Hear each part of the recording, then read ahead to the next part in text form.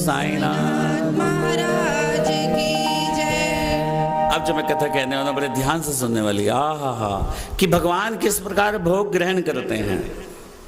साईं ने किस प्रकार उदाहरण पेश किया, किस प्रकार अपने भक्तों को ये साक्षात बतलाया कि मैं कहीं भी हूं, जो भी मुझे दिल से भोग लगाएगा मैं उसका भोग, मैं उसका प्रसाद ग्रहण करता हूं। भले ही 7 समंदर पार मेरा भगत मुझे याद कर ले, मेरी अस्थियां वहां जाएंगी, किसी न किसी रूप में उसकी मनोकामना पूरी करके आएंगे।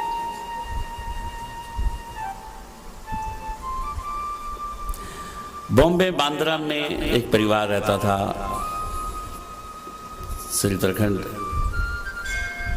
मैंने पहले भी कहा कि नाम में याद रहना, नाम भरना है तो भगत है साईं का, लेकिन ठीक है लेना पड़ते हैं नाम, लेकिन वही भगत आप में भी हो सकते हैं। तब भी वैसे ही भगत थे, आज भी वैसे भगत हैं। जो लीला उस समय साईं रचता था, आज भी ठीक उसी प्रकार साईं लीला रच रहा है। तो श्री उत्तराखंड परिवार था जो, उसमें जो श्री उत्तराखंड जी थे वो आर्य समाजी थे, लेकिन उनकी पत्नी, उनके बच्चे साईं के दीवाने थे। तो छुट्टियां पड़ी तो श्रीमती उत्तराखंड ने कहा कि भाई मैं शिरडी जाना चाहती हूँ, कुछ दिन हम वहाँ पर रहेंगे। माँ बेटे ने निर्णय लिया कि हम 2-4 दिन जो है गर्मी की छुट्टियाँ जो है अब शिरडी में बिताएंगे। लेकिन बेटे को जरा संकोच होने लगा जाने में। तो माँ ने पूछा क्यों, क्या बात है बेटे? माता जी अगर हम जाएंगे तो हमने तो घर में साईं की मूर्त रखी हुई है, हम तो सुबह शाम बाबा को निवेद्य चढ़ाते हैं, भोग लगाते हैं, खाना खिलाते हैं, पिताजी कैसे कर पाएंगे इस काम को? वो तो आर्य समाज, वो तो नहीं मानते कोई, वो तो आर्य समाजी है। जब पिता ने देखा कि पुत्र बड़ा निराश है, उदास हो रहा है, तो उसने कहा बेटे क्या बात है? पिताजी भूख कैसे लगेगा साईं को, मुझे इसकी चिंता हो रही है। तो पिता ने कहा देख भाई, हूं मैं आर्य समाजी, लेकिन तेरा मैं एक काम कर दूंगा, तेरे साईं को मैं भोग लगा दूंगा, जैसे तू पूजा विधि मुझे बता दे मैं वैसे ठीक कर दूंगा, जितने दिन तुम शिरडी रहोगे। जैसे ही पिता ने कहा, पुत्र के हृदय में संतोष हुआ कि अब मेरे साईं की पूजा जो है ठीक ठाक हो जाएगी, अब नहीं मुझे चिंता कोई नहीं। तो उसने माँ से कहा कि ठीक है माँ, अब पिताजी ने जब कह दिया है कि जैसे हम बाबा को भोग लगाते हैं, हम पूजा करते हैं, निवेद्य चढ़ाते हैं, ऐसे पिताजी कर देंगे तो ठीक है। ध्यान से सुनना, मैं फिर बोल रहा हूँ, ध्यान से सुनना इस कथा को। तय हो जाता है पिता पुत्र में कि आप ठीक पूजा वैसी करोगे जैसा हम करते हैं। पिता को समझा देता है बेटा, और माँ बेटी, शुक्रवार का दिन था, चले जाते हैं शिरडी। शनिवार को वो शिरडी पहुंचते हैं, तो पिता भी शनिवार को वैसे भोग लगा देता है, इतवार का दिन भी चले जाता है, वो इतवार को भी भोग लगा देता है। अब आया क्या? सोमवार, अब उसको तो ड्यूटी जाना था, लेकिन उस सुबह फिर पूजा करी उसने और ड्यूटी चले गया। सोमवार का दिन भी अच्छा निकल गया। अब मैं बहुत निकट आ रहा हूं, सारा ध्यान इस कथा पे रखना। मंगलवार का दिन आता है, ड्यूटी चले जाते हैं, लेकिन जब दोपहर को उसका पिता, हाँ उससे पहले एक बात हो गई थी, साईं के आगे वो पिता जो है बैठ के पहले दिन कह देता है साईं को, क्या कहता है कि देख साईं, मैं आर्य समाजी हूँ, मुझे नहीं पता तेरी पूजा विधि कैसे, जैसा बेटा बता के वैसे करूंगा, लेकिन तू भी मेरे को ना शारीरिक परिश्रम तक मत रखना कि मैं आ रहा हूँ, बैठ रहा हूँ, पूजा कर रहा हूँ या तो भोग लगा। ये शारीरिक परिश्रम है, शारीरिक परिश्रम तक इसको मत रखना, मेरा चित्त भी रखना अपनी ओर, मेरा ध्यान भी अपनी ओर रखना। मुझे भी ध्यान इस बात करे कि मैं तेरी पूजा करूं, तेरा भोग लगाऊं, खाली शरीर तक मुझे मत रखना, मेरा मन भी अपनी ओर लगा देना। ये बात तो पहले दिन साईं को कह देता है। चलता है 3 दिन ठीक चलता है, लेकिन मंगलवार को एक अजीब घटना हो जाती है। जब वो दोपहर को वापस आता है खाना खाने, तो जैसे उसकी रसोईया उसको खाना देता है तो उसमें बाबा का प्रसाद नहीं होता। तो फिर रसोई को पूछता है कि आज बाबा का निवेद्य कहाँ गया, प्रसाद मिश्री का भोग कहाँ गया? वो कहता है जी सुबह आप पूजा करने गए थे तो आपने तो बाबा को भोग लगाया ही नहीं। ओहो, सिर पकड़ता है पिता, उसी टाइम खड़ा उठता है, पूजा घर में जाता है, बाबा को उल्हाना देता है, अरे मेरे साईं आपने मुझसे क्या करवा दिया, बेटे को दिया वो वचन निरर्थक हो गया। मैंने आपको कहा था कि शारीरिक तक सीमित मत रखना, मेरे चित्त को भी शांत रखना, मेरे चित्त में भी अपनी पूजा में लगाए रखना। अरे ये क्या हो गया, मैं तो आपको भोग लगाना भूल गया। बाहर ले जा इसको।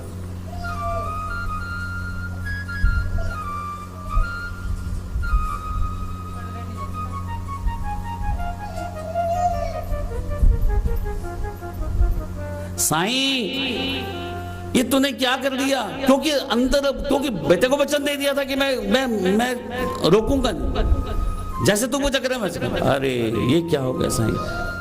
पत्र लिखता है क्या कि हे बेटे,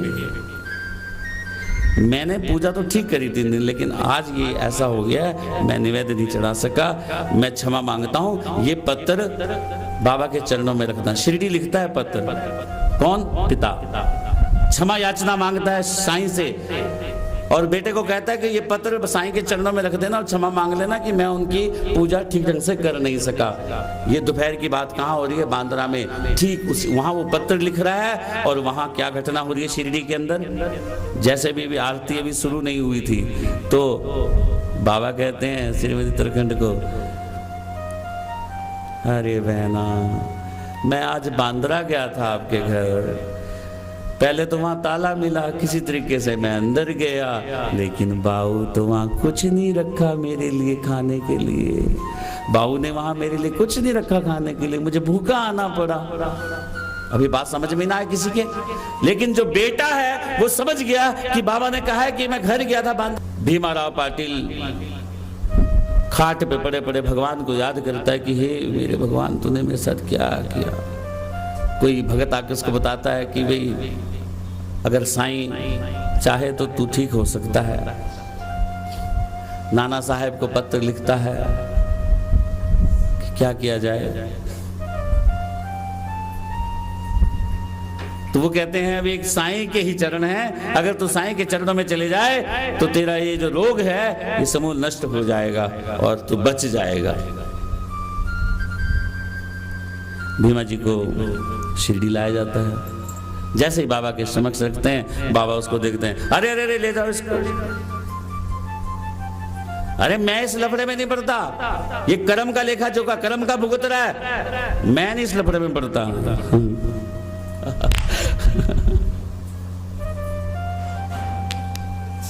मैं इस झंझट में नहीं पड़ता।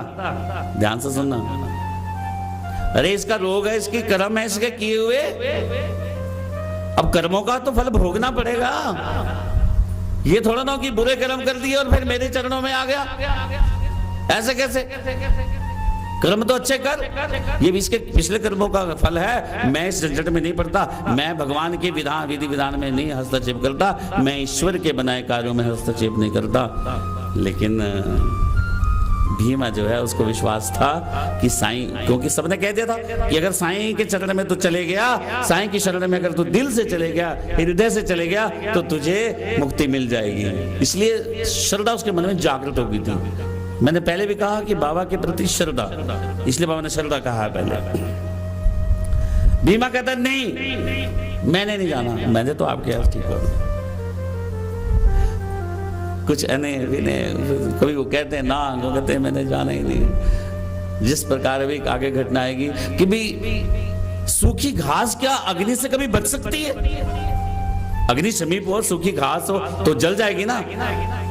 इसलिए साईं के समक्ष बड़े से बड़ा दुख, बड़े से बड़ा कष्ट भले वो हमें कर्मों से मिला है, लेकिन जब हम साईं के सामने आ जाते हैं तो बड़े से बड़ा दुख, बड़े से बड़ा कष्ट, बड़े से बड़ा रोग मिट जाता है, क्योंकि हम उसकी शरणागत आ जाते हैं। इसलिए भीमा जी भी कहता है कि भले ही मेरे पिछले कर्मों का फल है, मुझे रोग लग गया है, मैं मरने वाला हूं, लेकिन हे साईं, अब तो मैं आपके समक्ष हूं, अब तो मैं आपकी शरणागत हूं, अब तो मैं आपके चरणों में हूं। तो बाबा कहता है अच्छा तेरा विश्वास है ऐसा? हाँ हाँ साईं, ठीक है, अब तो मेरी द्वारका माई में आ गया है, और द्वारका माई कभी किसी को निराश नहीं करती। इस द्वारका माई से कभी कोई निराश नहीं जाता। तू सीढ़ियां चढ़ गया है तो तेरे दुख दूर हो जाएंगे। तो वो ठीक है, तेरे दुख दूर जाएंगे। तो वो बाबा जी है, उनको साईं कहते हैं चलिए किसी के घर में ठहरा देते हैं। भीमा राव जी के जबकि उसका जिसके घर में ठहराते हैं उसका, क्यों गांव में उस समय बहुत गरीबी थी, कितना तो था नहीं शिरडी गांव। अब उस व्यक्ति को, भीमराव पाटिल जी को रात को सपन आता है। क्या सपन आता है? कि वो पाठशाला में बैठा है और उसने कोई अध्याय याद नहीं किया और उसका मास्टर उसको बेल से पीट रहा है जोर जोर के, और असहनीय पीड़ा हो रही है उसको। उसके बाद दूसरा सपन उसको आता है कि उसके छाती के अंदर कोई एक बड़ा सा पत्थर ऊपर लेके जा रहा है और नीचे लेके जा रहा है, घुमा रहा है, उसको जोर की पीड़ा होती है सपन में ही। लेकिन जब वो सुबह उठता है तो उसका रोग पूरा खत्म हो जाता है। बोलो साईनाथ महाराज। अरे जिसको डॉक्टर ने कह दिया था मर जाएगा वो बच गया, पूरा रोग सुबह खत्म हो गया, सपन में ही रोग बाबा ने खत्म कर दिया। खुशी खुशी गांव जाता है। कहते हैं महाराष्ट्र में उस समय सत्यनारायण का व्रत रखा करते थे, लेकिन भीमाराव पाटिल ने सत्यनारायण की जगह साईं का व्रत रखना शुरू कर दिया। वहां से साईं व्रत की शुभारंभ हुआ। बोलो साईनाथ महाराज की जय। राम साईं राम जय जय राम। राम साईं राम जय जय राम। राम साईं राम जय जय राम। राम साईं राम जय जय राम। राम साईं राम जय जय राम। हे मेरे साईनाथ, इसलिए जब भी कोई कथा में ऐसा प्रसंग आ जाए जिसमें दुख, जिसमें रोग, जिसमें कर्ज, जिसमें संतान मांगने की बात हो, वही बात कह देनी चाहिए। तो इस कथा में क्या आया था कि दुखों को कम करने की, रोगों को कम करने के लिए। इसलिए साईं से कहो कि हे मेरे साईनाथ, हमारे दिल का भी हाल सुन ले। और तू नहीं सुनेगा तो बता किसको जाके कहेंगे। अगर तूने भी हमारे दिल का हाल नहीं सुना, अगर तूने भी हमारे दिल का दुखड़ा नहीं सुना, तो बता, तू ही बता दे कि हम कहां जाएं। तू ही बताना फिर। या तो अपने पास ना बुलाता, अगर अपने पास यहां बुला लिया है, अपने दरबार में हमें बिठा दिया है, तो तुझे नहीं सुनाएंगे तो और किसको सुनाएंगे? और तू नहीं सुनेगा तो किसको सुनाएंगे? तू ही बता दे। इसलिए दिल से कहना है क्या?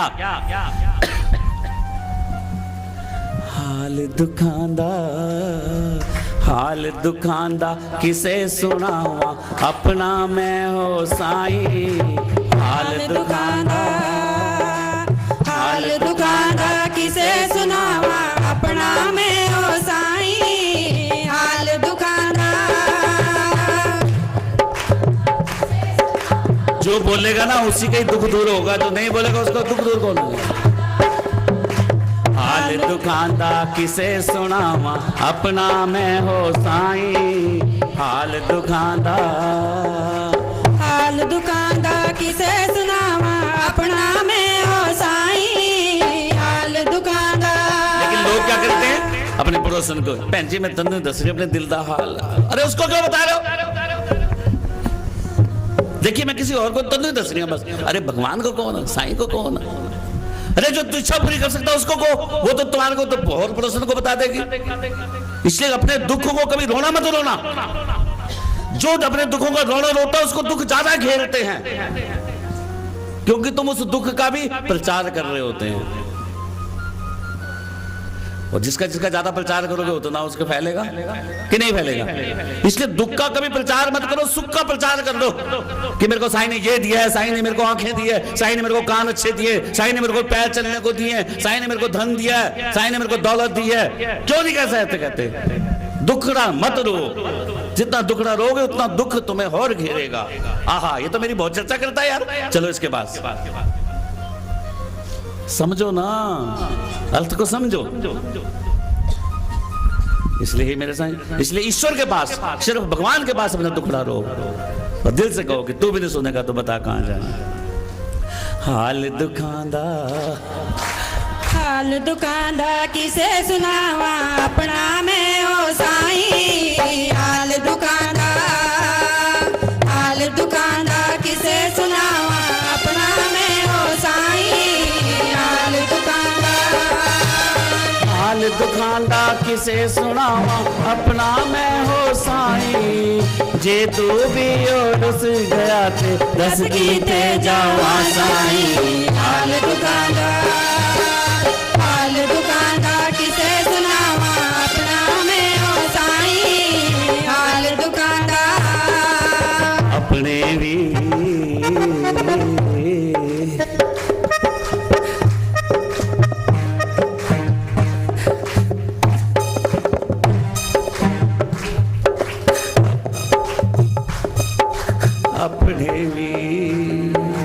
अपने भी मैनू छड़ गए हुण।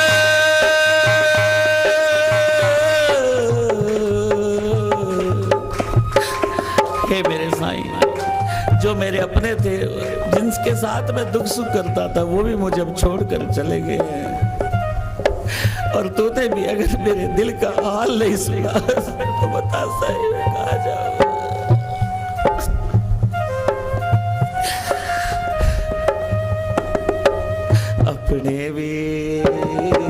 अपने भी मैनू छड़ गए हुण दस कीते जावा साईं। हाल दुकानदार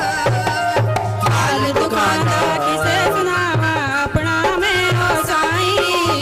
हाल दुकानदार अपने भी मैनू छड़ गए हुण, अपने भी मैनू छड़ गए हुण दस कीते जावा साईं। हाल दुकानदार किसे सुनावा अपना में हो साईं। हाल दुकानदार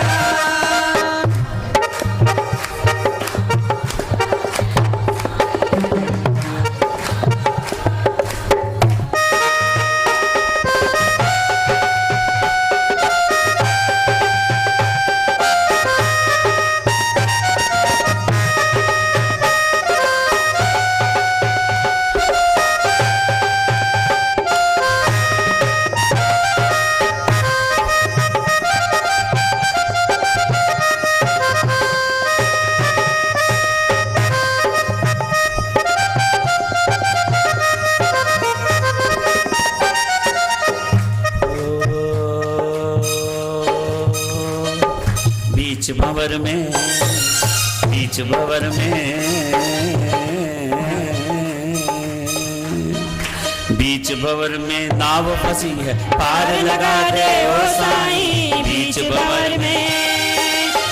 भंवर में नाव फंसी है पार लगा दे ओ साईं। हाल दुकानदार किसे सुनावा अपना में हो साईं। हाल दुकानदार बीच भंवर में, मैंने पहले कहा कि भंवर में जब इंसान फंस जाता है तो वो निकल नहीं पाता। बड़े से बड़े जहाज को, शक्तिशाली जहाज को भी भंवर अपने आगोश में ले लेती है। अभी आपने सुना होगा असम के अंदर एक भंवर ने नाव को अपनी चपेट में ले लिया और 200 नाविक, 2 यात्री मर गए थे।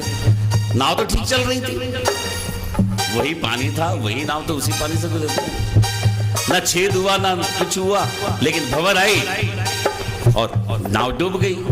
इसलिए हे मेरे साईं, हमारी जो जिंदगी रूपी नाव है ये ऐसे भंवर में फंस गई है। कैसे भंवर में? दुख के भंवर में, कर्ज के भंवर में, रोग के भंवर में। और भंवर से आप जितना ऊपर आने की कोशिश करो, भंवर ऐसे खींचता है, नीचे को खींचता है, बड़े से बड़े जहाज को खींच लेता है। मैं जितना कर्ज से छुटकारा पाने की कोशिश करता हूँ, कर्ज मुझे खींच रहा है अपनी ओर, रोग मुझे खींच रहा है अपनी ओर, गृह क्लेश मुझे खींच रहे हैं अपनी ओर, बेमतलबी लड़ाई झगड़े हो रहे हैं, कोई मतलब ही नहीं है, वो मुझे अपनी ओर खींच रहे हैं।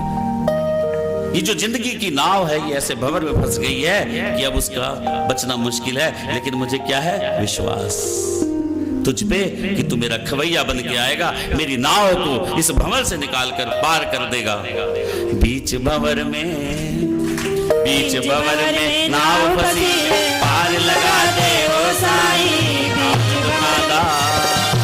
हाल दुकानदार किसे सुनावा अपना में हो साईं।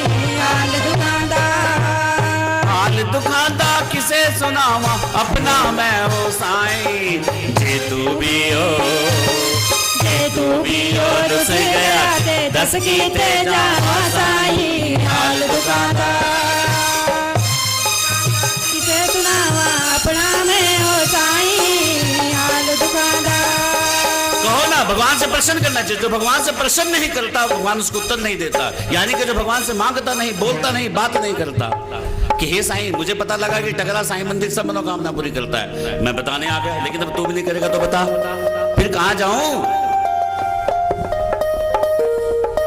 बड़ी आशा लेके द्वार तेरे में आया हो साईं, बड़ी आशा लेके द्वार तेरे में आया हो साईं, बड़ी आशा लेके द्वार तेरे में आया हो साईं। आस न टूटे सांस न छूटे, पार लगा दे ओ साईं, आस न टूटे। यहाँ पे ध्यान से सुनो क्या कह रहा है। आस न टूटे सांस न छूटे, हे मेरे साईं मेरी आस नहीं टूटनी चाहिए। कब तक? सांस छूटने से पहले। और मेरी आस पूरी कब होनी चाहिए? सांस रहने से पहले। ऐसा ना हो अरे मेरे बनने के बाद मेरे किराए के मकान से अपने मकान में गए तो मुझे क्या पता, मैंने थोड़ा देखा। मेरे बनने के बाद मेरी बेटी की शादी हो तो मुझे क्या पता। अपने जीते जी तो मैं बेटी को अपने सामने देख रहा हूं, उसकी शादी नहीं हो रही है। अपने जीते जी मैं अपने परिवार को कर्ज में देख रहा हूं, रोग में देख रहा हूं, मुश्किल में देख रहा हूं, विपदा में देख रहा हूं। मेरे जाने के बाद क्या होता मुझे क्या मालूम। मेरे जीते जी तू मुझे मेरी खुशी दे, मेरी आस को पूरी कर, तब मैं तुझे मानूंगा साईं। जीते जी जब तक सांस है तब तक मेरी आस को पूरी कर, तब मैं तुझे मानूंगा। बड़ी आशा लेके द्वार तेरे में आया हो साईं, बड़ी आशा लेके। मैंने पहले भी कहा है ये जो भी भजन मैं कह रहा हूँ सब अपने आप बने। और ये भजन पता कब बना था, ये लफ्ज मैंने कब जोड़ा था, बड़ी आशा लेके। हमारी संतोष मैडम बहन जी यहाँ पे आई नहीं आंटी ना, गए हुए बाहर, तो उनके बेटे के 14 साल हो गए थे, बेटी थी, बेटा नहीं हो रहा था। तो एक दिन मेरे से कहने लगे नीचे, कोमल मेरी बेटा, मैं कहा हो जाएगा माता जी, खाक होगा मेरे मिलने के बाद होगा तो मैं की करा। ऐसे बोली आप पूछना संतोष जी मेरे ऊपर ही चढ़े बोलते तू भी वैसे करा। मेरे मिलने के बाद मैं अपने पोते को देखा, मेरे को क्या पता, मेरे जीते जी देखो ना मैं अपने पोते को। मैंने कहा साईं ये ठीक कहा माता ने आज, मैं भी नीचे ही बैठा था, मैं कहा साईं ये ठीक कह रही है। अरे मरने के बाद क्या पता इसको पोता मिले चाहे ना मिले, जीते जी देखना इसको। और आप यकीन नहीं करोगे कि उसके बाद हमारी अगले वीरवार को जो मैं साईं से तक पढ़ता था उसका बेटा आया, हमने उसको नारियल दिया और उसके बेटा हो गया। बोलो साईं ना तुम्हारा, दादी बन गया तो बहुत खुश होती है। इसलिए हे मेरे साईं जो भी तेरी कथा सुनने आया है वो बड़ी आस लेके आया तेरे पास, क्योंकि हमने कह रखा है कि तेरी कथा को जो सुनेगा उसकी मनोकामना पूरी हो गया। इसलिए मेरी आस नहीं टूटनी चाहिए और इनकी भी आस नहीं टूटनी चाहिए। जो भी आज तेरी कथा में मांगे तुझे देना पड़ेगा और जीते जी देना पड़ेगा। बड़ी आशा लेके द्वार तेरे में आया हो साईं, बड़ी आशा लेके द्वार तेरे में आया हो साईं। आस न टूटे सांस न छूटे, पार लगा दे ओ साईं। हाल दुकानदार किसे सुनावा अपना में ओ साईं, हाल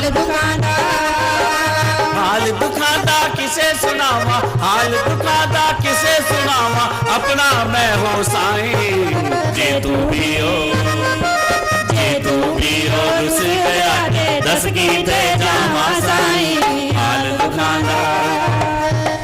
दुकानदार किसे सुनावा अपना में हो साईं, हाल दुकानदार।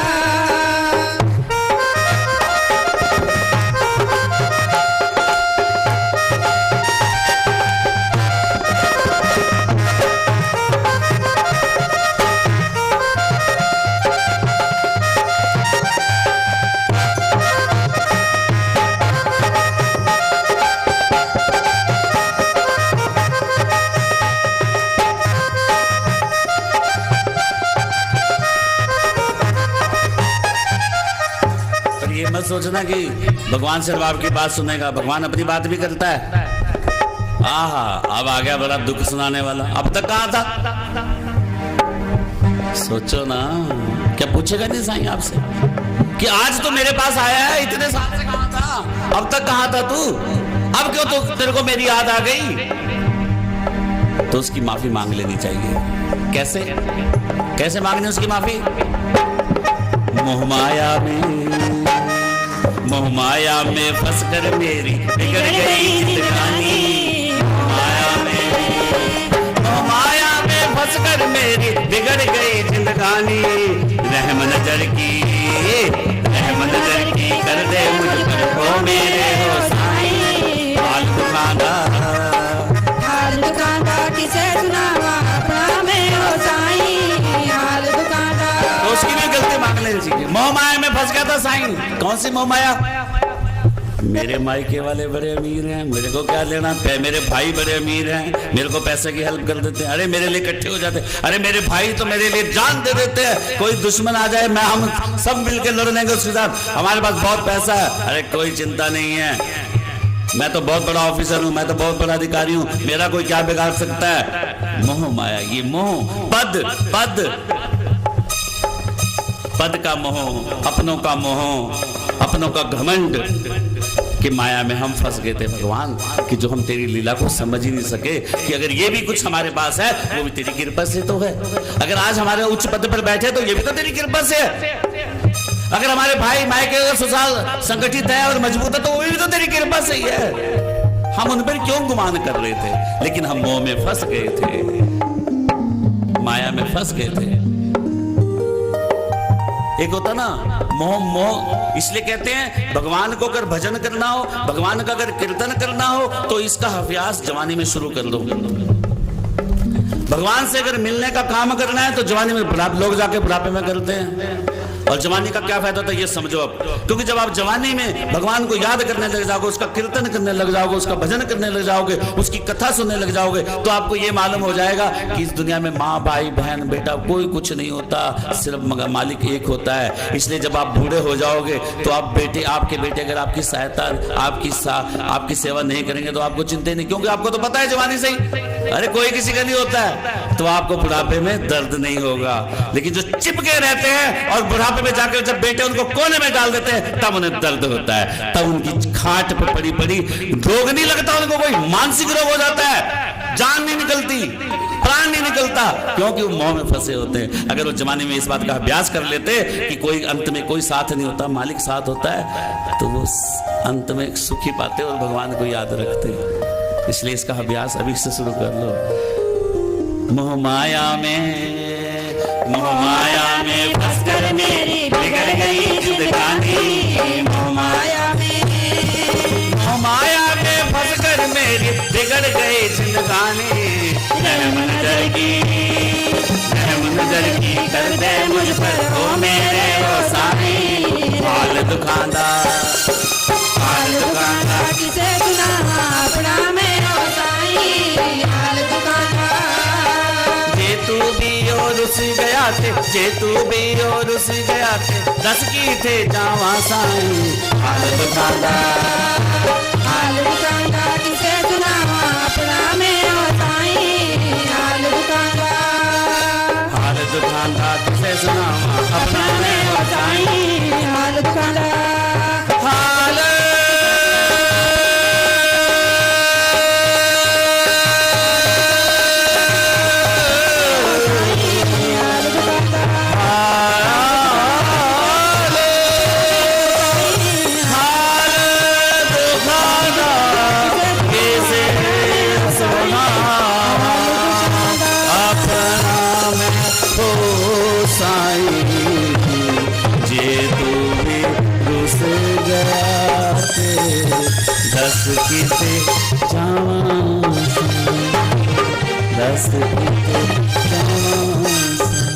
बोलो ओम अनंत कोटि ब्रह्मांड नायक राजाधिराज योगीराज परब्रह्म श्री सच्चिदानंद सद्गुरु साईनाथ महाराज की जय।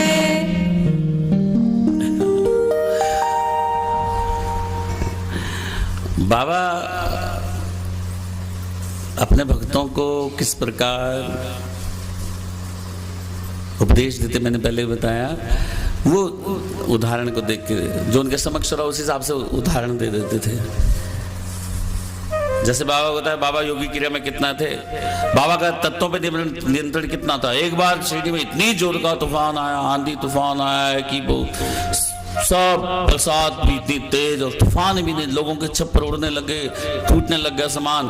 कहते हैं शिरडी में देवी देवता तो कई थे, लेकिन उस दिन कोई काम नहीं आया, सब मस्जिद की ओर भागे और बाबा के चरण पकड़े, बाबा बचाओ बचाओ। तब बाबा मस्जिद के बाहर आए और कहा रुक, ठहर जा वहीं पे। वर्षा वहीं पे रुक गई, तूफान रुक गया, पवन रुक गई, सब लोग सुखी होकर घर को गए। एक दिन धुनी इतनी तेज होने लगी, आग इतनी लपटें तेज होने लगी कि छत तक सोने लगी। सब लोग समझ में नहीं आ रहा था क्या करें, पानी डालें क्या करें। लेकिन बाबा ने जोर से सटका मारा, नीचे उतर, फिर जोर के मारा, नीचे उतर, फिर जोर के मारा, नीचे, और आग नीचे आ गई। पूरा नियंत्रण था बाबा का। एक बार मस्जिद में एक छिपकली बहुत ची कर रही थी, बहुत कभी इधर घूमती कभी उधर घूमती। एक भगत ने पूछ लिया, अब पूछने में क्या जाता है, बाबा बाबा ये जो छिपकली घूम रही है इसका क्या मतलब है, इसका शुभ है या अशुभ है। बाबा कहता अरे ये चीखती चिल्ला नहीं रही, ये तो आज प्रसन्न हो रही है, ये तो आज खुश हो रही है। क्यों बाबा, आज औरंगाबाद से इसकी बहन जो इसको मिलने आ रही है। किसी को समझ नहीं आई बात, औरंगाबाद से। बाबा जी कहाँ शिरडी, कहाँ औरंगाबाद, इसकी बहन कहाँ से मिलने आ रही। इतने थोड़ी देर में एक टांगा आके रुकता है मस्जिद के आगे, और वो टांगे वाला बाबा को नमस्कार करके चरण वंदना करके जब वापस जाने लगता है तो उसका घोड़ा आगे ही नहीं जाता। तो देखता शायद भूखा, वो चने की थैली निकालता है, जैसे ही चने की थैली उस निकालता है उसमें से एक छिपकली बाहर आ जाती है और भाग कर मस्जिद की दीवार पे चल जाती है और उस छिपकली के साथ चींची करने लग जाती है, आलिंगन करने लगती है, उसका चुंबन करने लगती है। तब बाबा कहते हैं अरे ओ मास्टर देख उसकी बहन आ गई, और पूछ टांगे वाले को तू कहां से आया है। ये थे मेरे बाबा त्रिकालदर्शी, सबको और छिपकली दोनों हंसती हंसती चींची करते।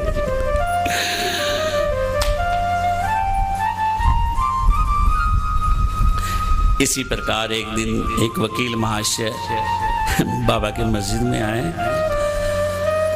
जैसे उसने बाबा को नमस्कार किया और बैठ गया तो बाबा ने पता क्या बोला, कैसे कैसे दूर लोग आते हैं, सामने माथा टेकते हैं, चरण वंदना करते हैं और पीठ पीछे गालियां निकालते हैं। मस्जिद में तो कई लोग बैठे थे, लेकिन वो वकील इस बात को समझ गया कि बाबा मुझे सुना रहे हैं। ये ठीक जो वाक्य है उस वकील के सिर पर ठीक बैठी पगड़ी। बाबा कहते हैं कैसे कैसे दूर आते हैं, यहाँ मत्था टेकते हैं मेरे सामने, मुझे दक्षिणा भी देते हैं और पीठ पीछे मुझे गालियां निकालते हैं। कैसे कैसे दूर यहाँ पे आते हैं। जब भोजन अवकाश हुआ तो वो श्यामा के साथ जब गया तो उसने श्यामा को कहा आज बाबा का ये जो कह रहे थे इसका क्या। श्यामा कहते हैं बाबा तो बहुत कुछ कहते हैं, इनकी बातों का अर्थ नहीं कोई समझ सकता। नहीं, वो कहते नहीं, वकील कहता नहीं, ये बाबा ने मुझे इंगित करके कहा था। कहते कैसे? कहते कुछ माह पहले बांद्रा में हमारे एक वकील जज साहब थे जो बीमार हो गए थे और वो शिरडी में आए थे बाबा की बहुबूती लेने के लिए और कहते थे कि मैं वहां जाके ठीक हो जाऊंगा। तब हमने बार रूम में इस बाबा की बहुत बुराई की थी। अरे ये पढ़ा लिखा जज पागल हो गया, ये जज पागल हो गया कि उस फकीर के पास जा रहा है, वो क्या ठीक कर देगा इसको। कैसे कैसे पढ़े लिखे लोग बेवकूफ बन जाते हैं। वो भिखारी जो लोगों के घर से भीख मांगता है, जिसकी माँ का पता नहीं, बाप का पता नहीं, जात का पता नहीं, धर्म का पता नहीं, अरे वो ठीक करेगा। ये जज साहब भी क्या मति फिर गई है इनकी। कहते हैं उस में मैंने भी हिस्सा लिया था जब बार रूम में बात चल रही थी। अब देखो कहाँ बार रूम बांद्रा में और कहाँ शिरडी। बाबा को सम्मान। इसलिए बाबा कहते हैं किसी की निंदा मत करो। जब तुम किसी की निंदा करते हो तो उसके अवगुणों को खा रहे होते हो। निंदक को निकट बिठा के रखना चाहिए। अगर आपने अवगुणों को दूर करना है तो अपने निंदक को अपने पास बिठा के रखो। अरे निंदक जब तुम्हें बताएगा नहीं तो तुम्हें कैसे पता लगेगा मेरी गलती है। मेरे निंदकों ने भी मुझे बहुत कुछ कहा, कोमल ऐसे करता है, कोमल वैसे करता है, मुझे भी पता चलता रहा, मैं उसको ठीक करता रहा। जहां मुझे ठीक होना था मैं अपने आप ठीक होता रहा, जहां किसी को ठीक करना था मैं उसको भी ठीक करता रहा, लेकिन ठीक करता रहा। निंदक होना चाहिए। जब तक आपके जीवन में कोई निंदक नहीं होगा तब तक आपको मालूम ही नहीं पड़ेगा कि आप हो कैसे। निंदक ही तो बताता है आपकी हो कैसे। आप अपने शरीर के स्वरूप को जिस प्रकार आईने में देख लेते हो, उसी प्रकार अगर अपने चरित्र का स्वरूप असल रूप में देखना है तो निंदक आपका पेश कर देगा। इसलिए निंदक का कभी बुरा मत मानो और निंदा कभी करो ना। दोनों चीज है ना। इसलिए निंदा के प्रति बाबा ने इस प्रकार उस वकील का मन ठीक किया। बोलो साईनाथ महाराज की जय।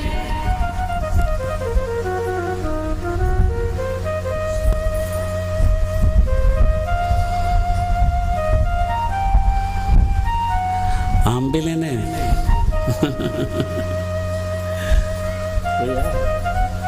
जिसके आम है वही खाए वही मरे।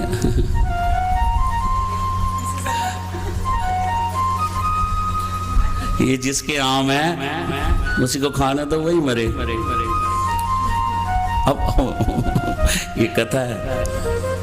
एक बार बाबा के पास बेंगलोर से आमों का पार्सल आया, तो बाबा ने सबको आम बांट दिए, लेकिन 2 आम बाबा ने अपने पास रख दिए। अब वो दामू अन्ना को देने थे वो। तो जैसे ही दामू अन्ना आता है तो बाबा कहते हैं देखो सब आमों के लिए चक्कर काट रहे हैं, लेकिन ये जिसके लिए हैं वही खाए वही मरे। तो दामू अन्ना को वो आम देते हैं तो दामू अन्ना को तो दिल पे चोट लगती है कि बाबा देखो कैसे कह रहे हैं जो खाएगा वही मरेगा। तो उसको फिर दूसरे भगत कहते हैं, श्यामा जी कहते हैं ये तुझे मरने के लिए तेरे अवगुणों को, तेरे पापों को मरने की बात कह रहे हैं, तेरे कष्टों को मरने की बात कह रहे हैं, तेरे पापों को मरने की बात कह रहे हैं। बोलो साईनाथ।